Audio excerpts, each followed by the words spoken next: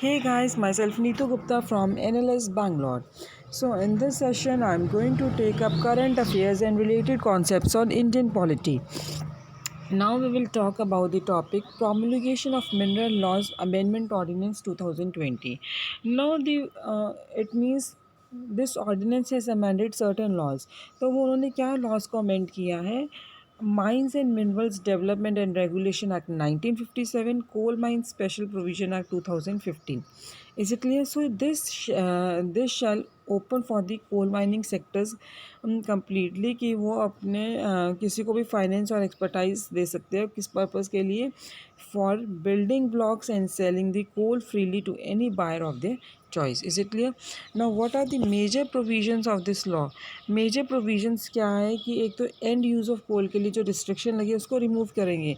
Means company है अपने consumption के लिए अपनी सेल के लिए किसी भी पर्पज़ के लिए they are allowed to carry on coal mining operations जो कि सेंट्रल गवर्नमेंट ने स्पेसिफाई किया है. So they may utilize such coal in their subsidiary plants. Second क्या है? Eligibility for auction of coal and lignite blocks. तो ordinance क्या clarify करता है कि कंपनीज़ हैं वो कोई प्रायर कोयल माइनिंग एक्सपीरियंस इन इंडिया में उनको कोई ऐसा नहीं है कि कोई पर्टिकुलर एक्सपीरियंस होना चाहिए ऑक्शन में पार्टिसिपेट करने के लिए. ठीक है. सो नेक्स्टली क्या है कि जो कॉम्पिटिटिव बिडिंग प्रोसेस से आपके auction of coal and lignite blocks that will not apply to mines considered for allotment. A government company or its venture for its own consumption, sale, or any other specified purpose, company that has been awarded. Okay, जो company that has been awarded a power project on the basis of competitive bid for tariff. Is it clear? Thirdly, main provision of this ordinance is regarding the composite license for prospecting and mining. तो composite licensing for prospecting and mining means अभी presently क्या था कि जो separate license provide किए गए थे prospecting और mining of coal and lignite को जिसको हम बोलते थे prospecting license. लेकिन जो ordinance है ordinance ने एक नया license दिया है और उसको क्या बोलते हैं prospecting license कम mining lease. Is it clear? Prospecting license कम mining lease. नेक्स्ट क्या आपका non exclusive reconnaissance permit holders to get other license. So currently जो होल्डर्स हैं नॉन एक्सक्लूसिव रिकॉन्सियंस परमिट के for exploration of certain specified minerals are not entitled to obtain a prosecuting license or miner lease. Is it clear? Next is the transfer of statutory clearance to a new bidders. अभी जो presently क्या है आपके जो mining लीजेस हैं कुछ specified minerals के कोल lignite और एटॉमिक एंड मिनरल्स को छोड़कर. ठीक है. कोल लिग्नाइट और एटॉमिक मिनरल्स को छोड़ के जो माइनिंग लीजेस हैं कुछ स्पेसिफाइड मिनरल्स के लिए that can be transfer to new persons through action upon expiry. Is it clear? That can be transferred to new persons through auction upon expiry. Such new persons are required to obtain statutory clearance before starting mining operations. So जो ordinance है ordinance क्या provide करता है कुछ various approvals, license, clearances given to the previous lease lessee will be extended to successful bidder for a period of 2 years. So during this period, new lease will be allowed to continue mining operations.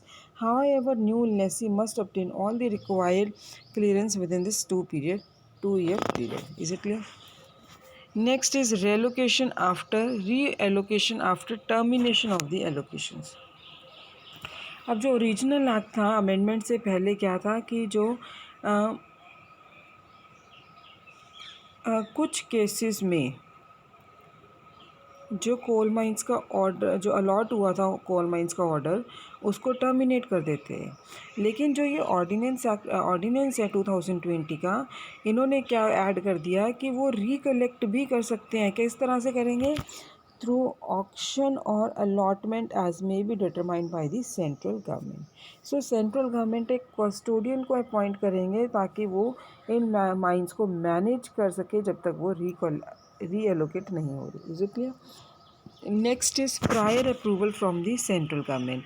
Prior approval from the central government means कि original act के under. Is it clear? तो amendment से पहले means government को state government को central government की permission चाहिए होती है, they have to get the prior approval of the central government. किस पर्पज़ के लिए? For granting reconnaissance permit, prospecting license और mining lease for the coal and lignite. Is it clear? So the state government should acquire the prior approval of the central government for granting reconcilious permit, prospecting license or mining lease for coal and lignite. Is it clear? So ordinance है, ordinance क्या provide कर रहा है? Prior approval of the central government will not be required in granting these licence for coal and lignite in certain cases. जिसमें किसके नहीं चाहिए permission? कौन से केसेस में? Allocation has been done by the central government. अब जब central government ने ही की है तो उसमें परमिशन नहीं चाहिए सेंट्रल गवर्नमेंट की। Mining block has been reserve by the central और the state government to conserve a miner. Is it clear? Advance action for auction, that is the last requirement, last essential provision of the ordinance, advance action for auction.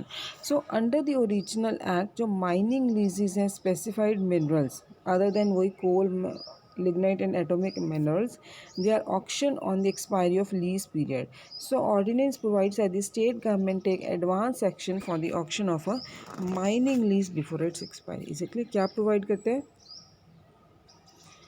State government है वो advance action लेते हैं for the auction of a mining lease before its expiry. Is it clear? So let me repeat for you in short. Promulgation of mineral laws amendment ordinance 2020, ये जो ordinance था 2020 इन्होंने दो laws को amend किया था। वो कौन लॉज है? MMDR act means mines and minerals development and regulation act 1957, coal mine special provision act 2015। Is it clear? This shall open up the coal mining sector completely, enabling anyone with finance and expertise to bid for the blocks and sell the coal free to any buyer of their choice. Is it clear? So what are the major provisions we have discussed regarding? So first we have discussed कि जो coal mining operations हैं उनको allowed है, companies को allowed है कि वो coal mining operations अपनी consumption, sale या किसी purpose के लिए भी carry कर सकते हैं as, और वो that purpose must be specified by the central government. Is it clear?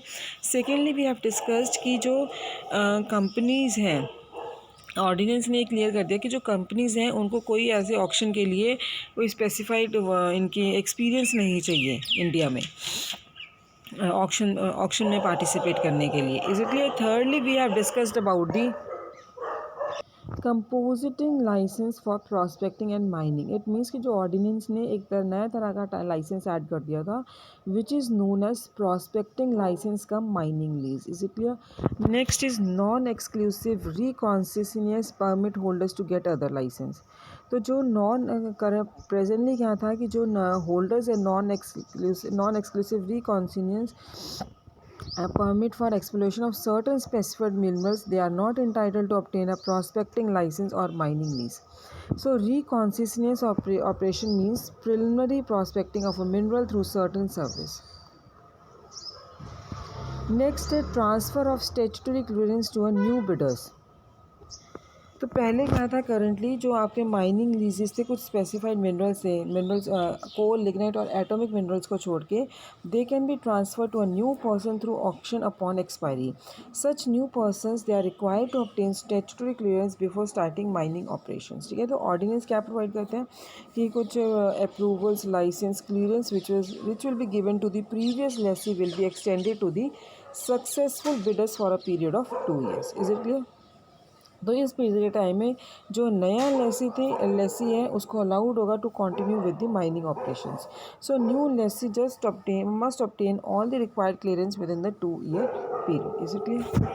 Next is reallocation after termination of the allocation. अब जो ओरिजिनल एक्ट है that is before the amendment this provides for the termination of allotment orders of coal mine in certain cases. अब ये ordinance ने एक चीज़ add कर दी है, what it added, ordinance ने क्या ऐड कर दिया कि वो रीएलोकेट भी कर सकते हैं माइंस थ्रू ऑक्शन और allotment as determined by the central government. तो सेंट्रल गवर्नमेंट इसके लिए एक कस्टोडियन डेजिग्नेट करेगी, अपॉइंट करेगी, so that he can manage these mines until they are रीएलोकेटेड।